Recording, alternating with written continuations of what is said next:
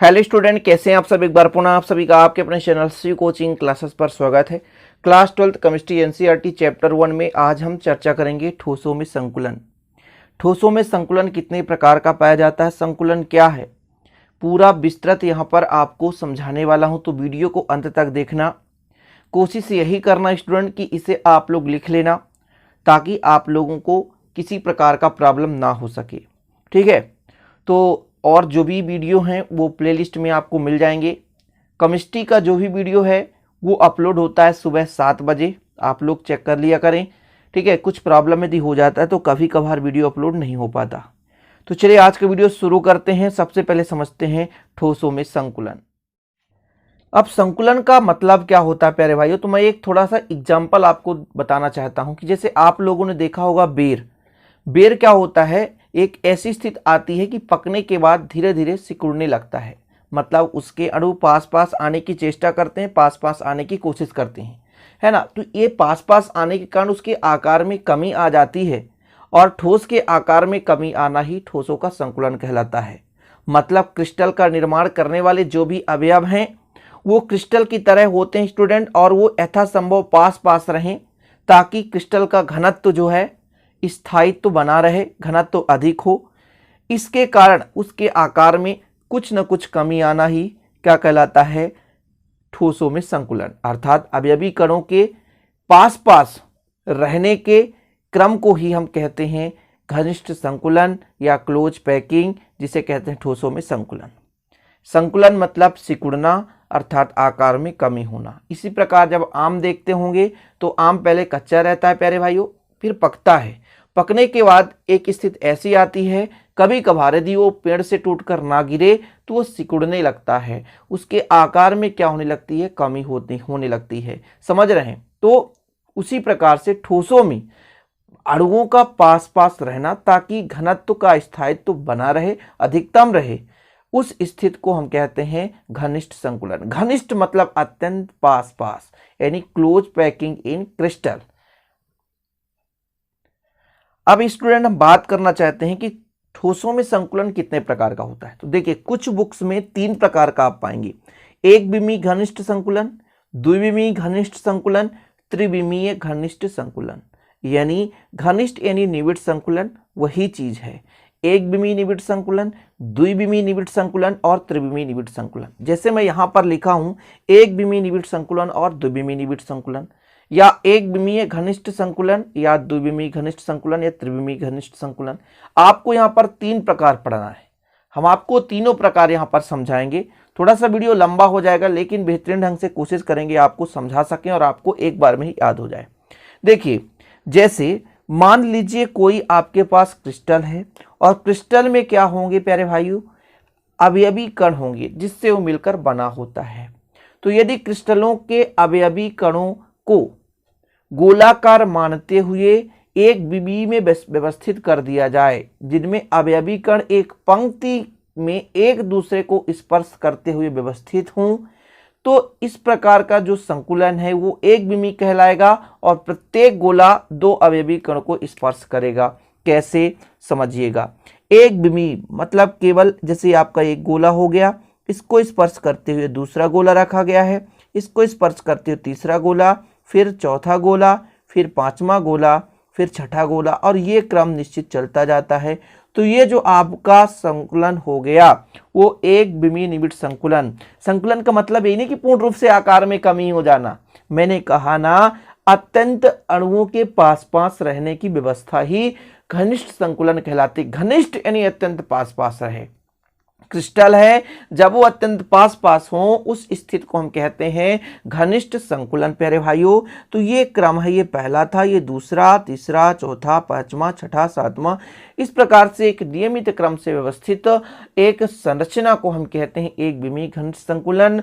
मतलब क्रिस्टलों के अवयवी कणों को यदि हम गोला मानते हुए व्यवस्थित करें, जिनके अवयवी कण एक पंक्ति में व्यवस्थित हों, एक दूसरे को स्पर्श करते हुए रखें और प्रत्येक गोला अपने 2 दो गोलों को छुए मतलब दो गोलों को स्पर्श करे, है ना, यानी एक अवयवी कण अन्य दो अवयवी कणों को स्पर्श करते हुए संपर्क में रखा हुआ है जिसकी समन्वयन संख्या 2 होती है, तो इस प्रकार की संकुलन एक विमीय घनिष्ठ संकुलन या एक विमीय निविड़ संकुलन कहलाती है। कितना सिंपल है, समझ गए। आशा और उम्मीद है कि इसको आप समझ गए होंगे। तो आपको हेडिंग डालना है, ठोसों में जो संकुलन है वो दो प्रकार से पाया जाता है, तीन प्रकार से पाया जाता है, सॉरी, एक विमीय घनिष्ठ संकुलन, द्विविमीय, त्रिविमीय। ठीक है, तो एक विमीय निविड़ संकुलन या घनिष्ठ संकुलन में आपको क्या लिखना है, देखिए, क्रिस्टलों के अवयवी कण को यदि गोलाकार मानते हुए इस प्रकार एक पंक्ति में व्यवस्थित किया जाए कि पंक्ति में प्रत्येक गोले दो गोलों को स्पर्श करते हुए रखे हैं या अवयवी कण दो अन्य अवयवी कणों को स्पर्श या संपर्क में हैं, तो इस स्थिति को एक विमीय घनिष्ठ संकुलन कहलाता है। आप पूरा समझ लो ना, अपने भाषा में लिख लो, एक नंबर नहीं कटेंगे प्यारे भाई, एक नंबर कटने के चांसेस नहीं रहेंगे आपके। ठीक है, कि यदि हम क्रिस्टल के अवयवी कणों को गोलाकार मानते हुए एक पंक्तिबद्ध के रूप में हम इसे व्यवस्थित करें जिसमें प्रत्येक गोला अर्थात अवयवी कण अन्य दो गोलों को स्पर्श करे, अन्य दो अवयवी कणों को स्पर्श करते हुए व्यवस्थित है, संपर्क में है, तब इस प्रकार की जो संकुलन है एक विमीय घनिष्ठ संकुलन या निविड़ संकुलन कहलाएगी। इसमें जो है प्रत्येक जैसे गोले हैं प्रत्येक कण की समन्वयन संख्या 2 होगी। चाहे आप किसी को भी उठा लो, इसको उठा लेते हैं तो कितने से टच कर रहा है, केवल 2 से टच कर रहा है, तो इसकी समन्वयन संख्या केवल और केवल 2 होगी। चीजें क्लियर। तो एक विमीय निविड़ संकुलन तो आप आसानी से समझ गए प्यारे भाइयों। अब बात करते हैं द्विविमीय निविड़ संकुलन की। द्विविमीय मतलब दो दिशा, आपको पता है समतल लेते हैं तो द्विविमीय, आकाश लेते हैं तो त्रिविमीय। मतलब समतल में केवल दो एक्सेस होते हैं, एक्स या वाई ले लें, वाई या जेड ले लें, एक्स या जेड ले लें। लेकिन त्रिविमीय थ्री डायमेंशनल की जब बात करते हैं तो थ्री एक्सिस मतलब तीन दिशा लेते हैं, एक्स वाई जेड तीनों दिशाओं को लेकर चलते हैं। आकाश की बात करें तो ऊपर नीचे दाएं बाएं कहीं भी जा सकते हो भैया, उसे हम कहते हैं त्रिविमीय। लेकिन समतल की बात करें तो केवल द्विविमीय है, आप नीचे नहीं जा सकते हो, आप प्रैक्टिकल करके देख लेना। तो समतल है वो द्विविमीय है, आकाश है त्रिविमीय है। अब यहां पर समझेंगे, यहां पर आपको ठोस में समझना है ना। अभी तो मैं 2 डायमेंशियल और 3 डायमेंशियल समझा रहा था, आपको ठोसों में समझना है कि द्विविमीय निविड़ संकुलन कैसे होता भैया। द्विविमीय निविड़ संकुलन, द्विविमीय निविड़ संकुलन, ठीक है। तो देखिए थोड़ा सा डायग्राम समझने की कोशिश करेंगे। जो द्विविमीय निविड़ संकुलन होता है इसमें क्या होता है कि जैसे आपने अभी देखा एक पंक्ति के रूप में व्यवस्थित कर दिया प्यारे भाइयों, तो हमारा बन गया एक विमीय। लेकिन कई पंक्तियों को एक क्रम में व्यवस्थित कर दें। जैसे आपके पास एक पंक्ति था गोलों का, छोटा छोटा यहां पर बना लेता हूं, एक पंक्ति ये था, है ना, दूसरा पंक्ति ये था और कई पंक्ति हैं। एक विमीय को हम जब मिला देते हैं और एक पंक्ति ये था, इन सभी को हम क्या कर दें, मिला दें, इन तीनों को मिला दें, तो एक इस प्रकार से आपके पास क्या बन जाएगा, गोलों का, है ना, संरचना ज्यामिति प्राप्त हो जाएगा। यानी कई पंक्तियों को जब समूहबद्ध कर देते हैं तो हमें जो संकुलन प्राप्त होता है द्विविमीय घनिष्ठ संकुलन प्राप्त होता है। यानी एक विमीय गोलों की पंक्तियों को एक दूसरे से सटाकर हम द्विविमीय निविड़ संकुलन या घनिष्ठ संकुलन की संरचना प्राप्त करते हैं। चीजें क्लियर, समझो भैया। ये एक विमीय था, हमने एक विमीय को लिया, एक विमीय मतलब एक पंक्ति के रूप में जो गोले व्यवस्थित हैं, तो एक विमीय संकुलन हमने लिया था, घनिष्ठ संकुलन निविड़ संकुलन लिया था, और इनको जब हमने क्रम के रूप में व्यवस्थित कर दिया तो ये क्या कहलाया भैया, एक विमीय से बन गया द्विविमीय घनिष्ठ संकुलन। इतना ही नहीं, अब आप दो प्रकार से व्यवस्थित कर सकते हो। जैसे मैं बात करता हूं, एक आपके पास ये लीजिए, मान लीजिए एक ये हो गया पंक्ति और आपके पास एक ये चार चार गोलों का एक पंक्ति मैंने बनाया। अब इसको दो प्रकार से व्यवस्थित कर सकते हो। वो कैसे, समझने की कोशिश करेंगे। बहुत ही सिंपल तरीका है प्यारे भाइयों। जैसे एक आपके पास ये क्या है, गोलों का पंक्ति है, पंक्ति है कि नहीं, जी हाँ। इसके ठीक नीचे गोला को गोला टच करते हुए हमने व्यवस्थित कर दिया, तो यहां पे बन जाएगा वर्गाकार। यदि दूसरा पंक्ति भी हम स्टार्ट कर दें यहां पे रखना, तो ये बनेगा वर्गाकार। क्या बनेगा भैया, वर्गाकार। वो भी हम समझाएंगे। दो प्रकार का वर्गाकार निविड़ संकुलन होता है और एक षटकोणीय षटभुजीय निविड़ संकुलन होता है। वो कैसे होता है, तो जैसे हमारे पास एक पंक्ति था, ये एक पंक्ति था प्यारे भाई, ये एक विमीय निविड़ संकुलन था। इसके जब हम बद्ध में यानी रिक्त स्थान के बीच में हम अन्य गोलों को स्पर्श करते दूसरा पंक्ति व्यवस्थित कर दें, बीच में समझने की कोशिश करेंगे। यहाँ पे क्या होता था कि गोलों के नीचे गोला मतलब अवयवी कण के नीचे अवयवी कण एक दूसरे को स्पर्श करते हुए व्यवस्थित किए गए थे। लेकिन इसमें क्या है, दो गोलों के बीच जो रिक्त स्थान है उसके बीच हम अन्य गोला ला करके सेट कर रहे हैं, मतलब एक दूसरी पंक्ति यहां पर व्यवस्थित कर रहे हैं जो दो गोलों को स्पर्श करते हुए जो पे रिक्त होता है वहां पर दूसरी पंक्ति की गोला वहां पर जाकर के सेट हो रही है। समझ रहे, अपने भाषा में बात कर रहे हैं। तो ये जो संकुलन बनेगा वो बनेगा षटकोणीय घनिष्ठ संकुलन या स्टूडेंट षटभुजीय घनिष्ठ या निविड़ संकुलन।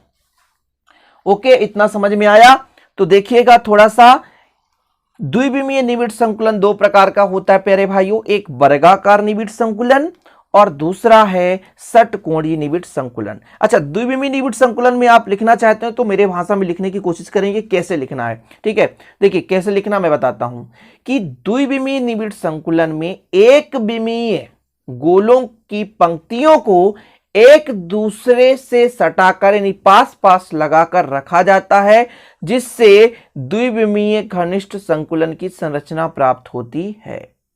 ठीक है, फिर से लिखना कोशिश करेंगे कि या इस प्रकार के निविड़ संकुलन में एक विमीय गोलों की पंक्तियों को एक दूसरे से सटा कर यानी पास पास लगाकर रखते हैं, जिससे हमें द्विविमीय घनिष्ठ संकुलन की संरचना प्राप्त होती है। ये दो प्रकार के होते हैं, वर्गाकार निविड़ संकुलन और षटभुजी या षटकोणीय निविड़ संकुलन। इतना क्लियर? अब देखिए वर्गाकार निविड़ संकुलन हेडिंग डालना, इसमें शॉर्टकट लिखना आपको कि इस प्रकार के संकुलन में प्रत्येक पंक्ति के गोले अपने से नीचे आने वाले गोलों के सीध में होते हैं, सीध में होते हैं। जैसा यहां पर डायग्राम बना हुआ है, आप यहां पर देख सकते हैं। जैसे एक पंक्ति ये था, हमने दूसरा पंक्ति लगाया तो उसके सीधे दूसरा गोला रखा गया है, फिर हमने तीसरा पंक्ति लगाया, सीधे दूसरा पंक्ति जो तीसरा पंक्ति है वो भी गोलों को स्पर्श करते हुए सीधा ऊपर रखा गया है। फिर से हम एक थोड़ा सा बड़ा आकृति बनाकर समझाते हैं कि एक आपके पास ये गोलों का एक विमीय निविड़ संकुलन है, ठीक है, एक विमीय है, इतना लंबा कर लिया। अब दूसरा पंक्ति है जो इनको स्पर्श करते हुए बिल्कुल सेम सीरीज में रखा गया, भैया ऐसे स्पर्श करते हुए रखा गया है, ठीक है, स्पर्श करना चाहिए, ये हो गया, ये देखो, और सेम सीधा सीधा है, एक गोले का दूसरा गोला स्पर्श है, मतलब एक दूसरे के सीध पर रखे हुए हैं। अच्छा, हम फिर तीसरा पंक्ति रखते हैं, ये तीसरा पंक्ति है, देख लो भैया सिंपल तरीके से। अब इसमें वर्गाकार कैसे बनेगा वो हम आपको बताते हैं, ये स्पर्श करते हैं, ठीक है ना, कहीं पे भी ऐसा रिक्त ना दिखे, नहीं तो स्पर्श नहीं करेगा, ठीक। अब इसमें कोशिश करेंगे समझने की। यहां पर एक पंक्ति था, ये दूसरा पंक्ति, तीसरा पंक्ति, जब हमने एक पंक्ति के ऊपर दूसरा पंक्ति रखा तो सीधा सीधे में है और गोला स्पर्श कर रहा है, ठीक है। अब ये वर्गाकार क्यों होता है? जैसे मैं यदि इस गोले को ले लूं, इस गोले को ले लूं, ठीक है, अब इसकी समन्वयन संख्या कितनी, इसको कितने गोले टच कर रहे हैं, 1 2 3 और 4, 4 गोले टच कर रहे हैं। भैया मिला दो इनको मिला दो, ये मिला दो। अब आकृति कैसे बनी? वर्गाकार बनी, इसलिए वर्गाकार निविड़ संकुलन बन गया। सिंपल है। आकृति कैसे आपको दिखाई दे रही है? वर्गाकार दिखाई दे रही है, इसलिए वर्गाकार निविड़ संकुलन बन चुका है। ओके प्यारे भाइयों, इतना क्लियर है? वर्गाकार निविड़ संकुलन तो समझ में आ गया। देखिए अणुओं की संरचना के आधार पर ही यहां पर इनका नामकरण दिया जाता है, कहीं अलग से नहीं होता है। समझ रहे हैं प्यारे भाई? चलो, ये वर्गाकार निविड़ संकुलन हो गया। इसको आपको लिखना है तो लिख सकते हैं कि इस प्रकार के संकुलन में प्रत्येक पंक्ति के गोले अपने से नीचे वाले के गोलों के सीध में होते हैं। यानी इसमें एक समतल पर गोलाकार कणों की पंक्तियों को हम व्यवस्थित करते हैं। एक समतल हमने बताया था, इसमें गोलाकार पंक्तियों को हम व्यवस्थित करते हैं। इसमें पहली पंक्ति, जैसे हम इसको फर्स्ट पंक्ति मान रहे हैं, पहली पंक्ति का प्रथम गोला के जो या कण है वो दूसरी पंक्ति के प्रथम गोला को स्पर्श करेगा। इसी प्रकार तीसरी पंक्ति दूसरे पंक्ति के गोले को प्रथम गोले को स्पर्श करेगा, है ना। इस प्रकार से प्रत्येक गोला अन्य 4 गोलों को स्पर्श करते हुए वर्गाकार ज्यामिति निर्माण करता है प्यारे भाइयों। इसलिए इसे हम वर्गाकार घनिष्ठ संकुलन या वर्गाकार सुसंकुलन भी कहते हैं। क्लियर, ये हो गया वर्गाकार निबिड़ संकुलन। अब बात करेंगे प्यारे भाइयों षटभुजाकार निबिड़ संकुलन। ओके, चलिए बात करते हैं षटभुजाकार निबिड़ संकुलन। तो इसमें क्या है, थोड़ा सा चेंजेस है, ज्यादा चेंजेस नहीं है।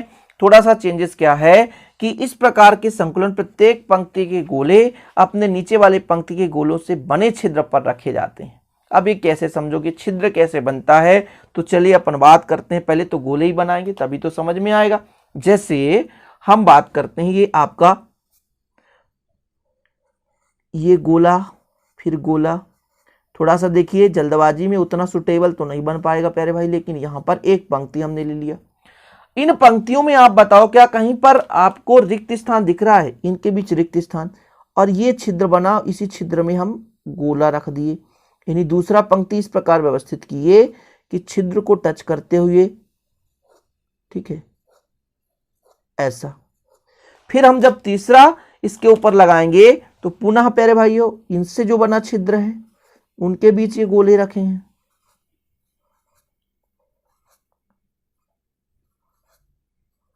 ये हो गया। अब आप देख सकते हो यहां पर, अब आपको ये देखना है कि क्या कोई एक जो कण है वो 6 को टच करता है कि नहीं। तो 1 2 3 4 5 6 आकृति कैसे बनेगी, प्रत्येक को मिलाओ, एक ये बन गया, एक ये बन गया, फिर एक ये बना, फिर एक ये, और ये किए, और ये किए। देखो भैया 6 भुजा है कि नहीं, अब सिंपल तरीके से आप देख पाओगे कितने भुजा हैं, 6, 1 2 3 4 5 6, 6 है ना। और 6 है, इस कारण से इसे बोलते हैं षटभुजाकार। क्या भैया, षटभुजाकार निबिड़ संकुलन। यानी आपने क्या देखा कि प्रत्येक पंक्ति से जो बने रिक्तियां हैं अगले पंक्ति को, यानी प्रत्येक पंक्ति के गोलों के बीच जो रिक्ति है वो अगले पंक्ति को व्यवस्थित करने पर रिक्तियों के साथ व्यवस्थित होते हैं। इस प्रकार के संकुलन में प्रत्येक पंक्ति के गोले अपने से नीचे वाले पंक्ति के गोले से बने छिद्र पर रखे जाते हैं। यानी ये पंक्ति का जो गोला है वो नीचे वाले पंक्ति से बने रिक्त स्थान के छिद्र पर रखा गया, देख सकते हो आप ये। तो इस प्रकार के संकुलन को षटभुजाकार निबिड़ संकुलन कहते हैं। अब जैसे ये तो द्विविमीय है ना, तो अब इसके ऊपर यदि इसी प्रकार लाकर पटक दें तो त्रिविमीय बन जाता है।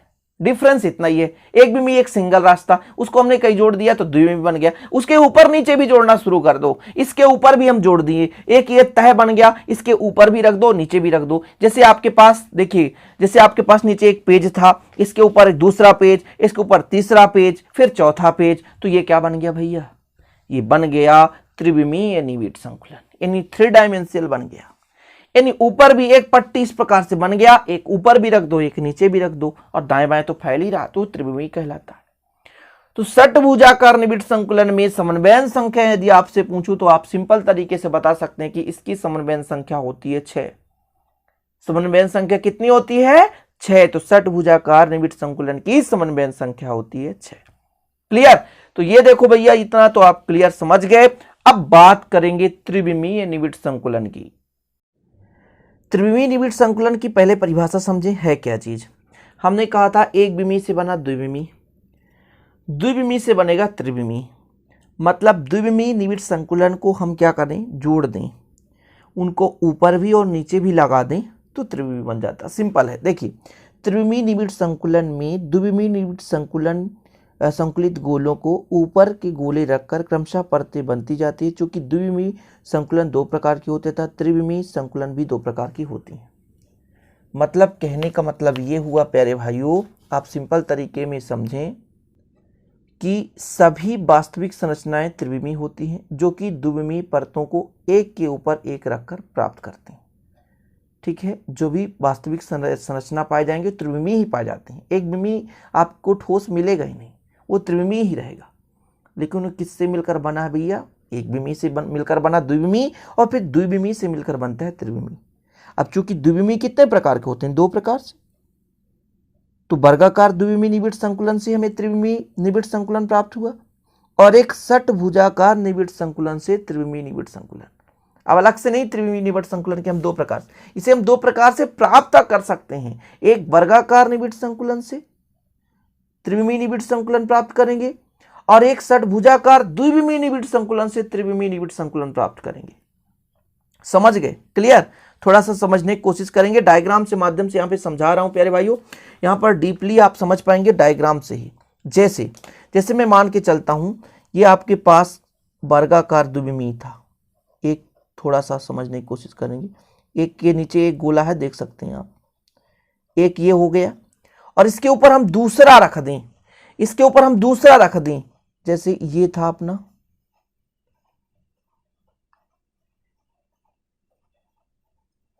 इनको सेम इसके ऊपर रख दें भैया, ये गोला को ये स्पर्श करे, ये गोला को ये स्पर्श करे, ये गोला को ये स्पर्श करे, इसी प्रकार ये गोला इसको स्पर्श करे, ये गोला इसको स्पर्श करे, तो इसके ऊपर और नीचे क्रम व्यवस्थित कर दें। ये तो द्विविमीय था, ये क्या था? द्विविमीय। लेकिन जब इसके ऊपर भी और नीचे भी कर देंगे तो त्रिविमीय हो जाएगा। मतलब इस गोले को कितने संपर्क करेंगे? 4 तो ऑलरेडी कर रहे हैं, 4 तो ऑलरेडी कर रहे हैं, और एक जो ऊपर से आकर टकराएगा वो भी टच करेगा, और एक नीचे से भी आकर टकराएगा वो भी टच करेगा। यानी ये द्विविमीय निबिड़ संकुलन से जो त्रिविमीय निबिड़ संकुलन बन रहा है उसकी समन्वय संख्या होती है 6। कितनी होती है? 6। कैसे भैया? एक गोला है, इसको 4 टच कर रहा है। जैसे अंडे का कैरेट आप देख लेना, कभी अंडे की दुकान पे जाना और अंडे का कैरेट देख लेना, उस कैरेट को एक के बाद एक क्रम व्यवस्थित करते हैं, तो प्रत्येक अंडा का जो कैरेट का एक खांचा होता है ना, वो 6 से जुड़े, ऊपर वाला आके जाके उससे जुड़ जाता है, और नीचे वाला भी, और 4 से ऑलरेडी वो जुड़ा रहता है, तो 6 हो जाता है। समझ गए ना? क्लियर है ना कि ये वर्गाकार द्विविमीय निबिड़ संकुलन था, ये भी वर्गाकार निबिड़ द्विविमीय संकुलन था। जब इसके ऊपर भी लगा दिए, नीचे भी लगा दिए, कई परत हमने लगा दिया प्यारे भाइयों, तो बन गया त्रिविमीय निबिड़ संकुलन। लेकिन इसमें प्रत्येक कण की समन्वय संख्या, प्रत्येक गोले हैं, अन्य 6 गोलों को स्पर्श करते हुए रखा गया है, इसलिए इसकी समन्वय संख्या 6 होती है। थोड़ा सा समझने की कोशिश करेंगे कि इस त्रिविमीय संकुलन में द्विविमीय वर्गाकार संकुलित गोलों के ठीक ऊपर गोले रखे जाते हैं। मतलब एक के बाद दूसरा, दूसरे के बाद तीसरा, तीसरे के बाद चौथे, क्रम से व्यवस्थित कर दें, ऊपर नीचे रख दें, कोई दिक्कत नहीं। अर्थात प्रत्येक तल अपने नीचे वाले तल के गोलों के ऊपर गोले रखकर बनता है। मतलब जो तल रखा हुआ है पहला, उसके ऊपर जो दूसरा तल रखेंगे तो गोला को गोला स्पर्श करते हुए रखा जाएगा। इस संकुलन से सरल घनीय जालक बनता है। इस जालक का एकक सेल प्राथमिक घनीय एकक सेल कहलाता है, जिसकी समन्वय संख्या 6 होती है। ये तो सिंपल था यार, ये द्विविमीय था, हमने एक के ऊपर एक पटक दिया, बन गया, एक के ऊपर एक पटक दिया हमने, बन गया। लेकिन भैया हम किसको पढ़ने जा रहे हैं अब अगला? तो अगला हमारा षटभुजीय निबिड़ संकुलन। ये षटभुजीय निबिड़ संकुलन है। इसमें क्या होगा थोड़ा समझने की कोशिश करें। जैसे आपने पढ़ा भैया, ये क्या था? ये तो द्विविमीय था। हमने क्या पढ़ा? त्रिविमीय। त्रिविमीय क्या देखा? ये इस प्रकार था, है ना। अब इसके ऊपर भी रखेंगे, नीचे भी रखेंगे, इसके ऊपर भी रखेंगे और नीचे भी रखेंगे, तो ये ऑलरेडी रिक्तियों के बीच में स्थित है, तो ये ऑलरेडी 6 को टच कर रहा है। ऑलरेडी कितनों को टच कर रहा है? 6 को टच कर रहा है भैया।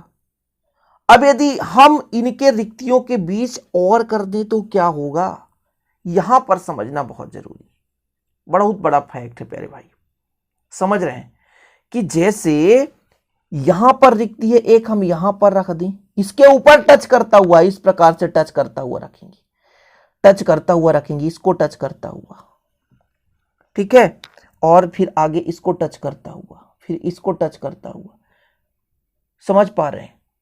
तो एक ये 3 ऊपर भी टच कर रहे हैं, 3 नीचे भी टच कर रहे हैं, तो इसकी समन्वय संख्या हो जाती है 12। फिर से समझने की कोशिश करें। ये आपका द्विविमीय था, वो भी षटभुजाकार। हम इसके ऊपर भी रख दें क्रम से, नीचे भी रख दें, इसको हम ऊपर भी रख दें और नीचे भी रख दें, तो समन्वय संख्या कितनी हो जाती है प्यारे भाई? तो समन्वय संख्या इसकी हो जाती है टोटल 12। ये 2 प्रकार से होते हैं, एक षटभुजीय निबिड़ संकुलन और एक घनीय निबिड़ संकुलन। ठीक है, षटभुजीय निबिड़ संकुलन हेक्सागोनल क्लोज पैकिंग, और दूसरा होता है क्यूबिक क्लोज पैकिंग, घनीय निबिड़ संकुलन। क्लियर? तो यदि इनकी समन्वय संख्या की बात करें तो सबकी समन्वय संख्या 12 ही होती है। अब इसको डीपली आपको मैं स्टूडेंट गोले को व्यवस्थित करके नहीं बता सकता। आप सिंपल तरीके से आपने इसको समझा, ये आपका गोला था, ये कैसा था, है ना, षटकोणीय षटभुजीय। अब इसके ऊपर भी हम व्यवस्थित कर दें, नीचे भी कर दें, तो 3 गोलों को ऊपर टच करेगा, 3 नीचे करेगा, टोटल 6 हो जाएगा, और 6 ऑलरेडी पहले से कर रहा है तो 12 हो जाता है। समन्वयन संख्या कितनी हो जाती है, 12 हो जाती है। तो इसकी समन्वयन संख्या आप लोग याद करेंगे, जितने भी समन्वयन संख्या सबके मैंने बताया। और संकुलन जो हो गया ये कंप्लीट, ठीक है प्यारे भाई, ये संकुलन आपका हो गया कंप्लीट। और इसके बाद हम बात करेंगे रिक्तियों के बारे में। रिक्तियां दो प्रकार की होती हैं, यही समचतुष्फल की रिक्ति बनेगा और एक अष्टफल की रिक्ति बनेगा। तो ये केमिस्ट्री में आज आपका इंपॉर्टेंट टॉपिक हो गया कंप्लीट। आशा और उम्मीद करता हूं कि वीडियो पसंद आएगी, पसंद आए तो लाइक जरूर करिएगा, दोस्तों के साथ शेयर कर दीजिएगा। मिलते हैं नेक्स्ट वीडियो में। जय हिंद, वंदे मातरम।